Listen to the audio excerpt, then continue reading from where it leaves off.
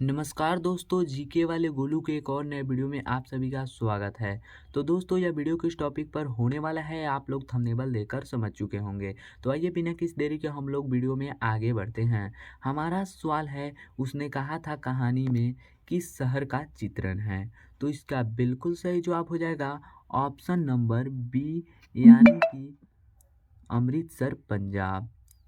अगला सवाल है दोस्तों, बिस्नी और मुन्नी को किसकी प्रतीक्षा है। दोस्तों, आपको बताते चले कि मैं किसी भी सवाल का पूरा विकल्प नहीं पढ़ूंगा, बल्कि उसके आंसर को पढ़ूंगा। आप लोग कोशिश कीजिएगा कि अपने जवाबों को टिप्पणी कर दें, यानी कि कमेंट में लिख दें।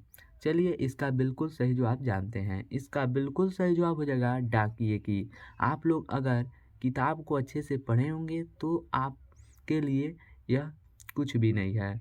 सारे क्वेश्चन को आप रट लीजिएगा, यानी कि आप बना लीजिएगा। यदि आप किताब नहीं पढ़े हैं तो भी वीडियो को देखिए, यदि पढ़े हैं तो भी देखिए। बहुत ही कारगर साबित होने वाला है यह वीडियो। चलिए अगला सवाल पढ़ते हैं। अगला सवाल है दोस्तों, जयशंकर प्रसाद की कौन सी नाट्य कृति है। आपको बताते चलें कि दोस्तों, जयशंकर प्रसाद जो थे एक ही नाट्य कृति लिखे हैं, यानी कि नाटक पर लिखी गई उनकी एक ही रचना है, ध्रुव स्वामिनी। यानी कि ऑप्शन नंबर सी इसका बिल्कुल सही हो जाएगा। अगला सवाल है दोस्तों, दो अज्ञात लड़कियां कहाँ से आई थी। यह पार्ट 8 का क्वेश्चन है, यानी कि सिपाही की माँ की सिपाही की माँ से यह लिया गया है। दो अज्ञात लड़कियां जो कि बर्मा से आई थीं। बताया जा रहा है कहानी में कि बर्मा से आई हैं दो अज्ञात लड़कियां जो बिस्नी के गांव में आई थीं।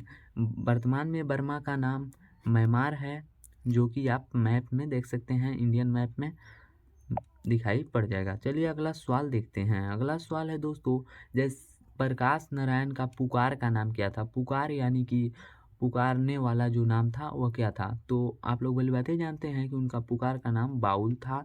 ऐसे लोग उनको प्रेम से बोलते थे जेपी। जेपी आए तो जेपी भी ऑप्शन में हो सकता है, यानी कि बचपन का नाम बाउल ही होगा। ऑप्शन नंबर डी इसका बिल्कुल करेक्ट आंसर है। अगला सवाल है दोस्तों, अर्धनारीश्वर हिंदी साहित्य की कौन सी विधा है। तो इसका बिल्कुल सही जवाब हो जाएगा निबंध, यानी कि ऑप्शन नंबर ए आपका बिल्कुल सही हो जाएगा। अगला सवाल है दोस्तों, हार जीत यानी कि हार जीत कविता में अधिनायक जो है वह कौन है। अधिनायक कौन है यह पूछा जा रहा है। तो अधिनायक शासक वर्ग है, यानी कि आपका ऑप्शन नंबर डी बिल्कुल सही हो जाएगा। अगला सवाल है दोस्तों, निम्नलिखित में से रामधारी सिंह दिनकर की कौन सी रचना है। तो आप लोग भली भांति जानते हैं कि पाठ 8 यानी कि गदखंड का पाठ 8 है अर्धनारीश्वर, जो कि रामधारी सिंह दिनकर द्वारा लिखी गई है। बी, ऑप्शन नंबर बी इसका बिल्कुल सही जवाब हो जाएगा। अगला सवाल है दोस्तों, तुलसीदास के पत्नी का क्या नाम था। तो आप लोग भली बातें जानते हैं कि तुलसीदास के पत्नी का नाम रत्नावली था, और उनके बचपन का नाम जो था रामबोल था। रामबोल, इसका ऑप्शन नंबर ए आपका बिल्कुल सही हो जाएगा। चलिए अगला सवाल देखते हैं। प्यारे नन्हे बेटे को जो है कि कविता है, उसमें लोहा किसका प्रतीक है। तो प्यारे नन्हे बेटे को कविता में लोहा जो है कर्म का प्रतीक है दोस्तों, कर्म का प्रतीक है। यह विनोद कुमार शुक्ल की रचना है। चलिए अगला सवाल देखते हैं। अगला सवाल है दोस्तों, त्रिक्ष त्रिक्ष उदय प्रकाश की कैसी रचना है। तो आप लोग इसको याद रख लीजिएगा, बहुत ही इम्पोर्टेंट क्वेश्चन है। इसका बिल्कुल सही जवाब हो जाएगा ऑप्शन नंबर ए, यानी कि संवेदनशील है। चलिए अगला सवाल देखते हैं। अगला सवाल है, निम्नलिखित में से शिक्षा पाठ के रचनाकार कौन है। यह पाठ 13 है, शिक्षा। इस पर मैंने वीडियो बना रखा है कि सारे रचनाओं के रचनाकार कौन हैं। इसका वीडियो आप लोगों को डिस्क्रिप्शन बॉक्स में मिल जाएगा प्ले लिस्ट के जरिए।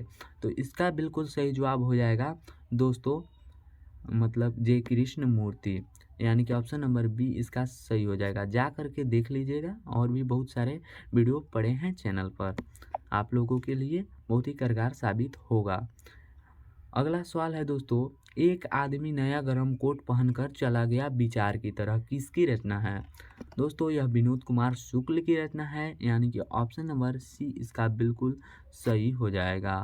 अगला सवाल है दोस्तों, आचार्य रामचंद्र शुक्ल जी की नज़र में बालकृष्ण भट्ट क्या थे?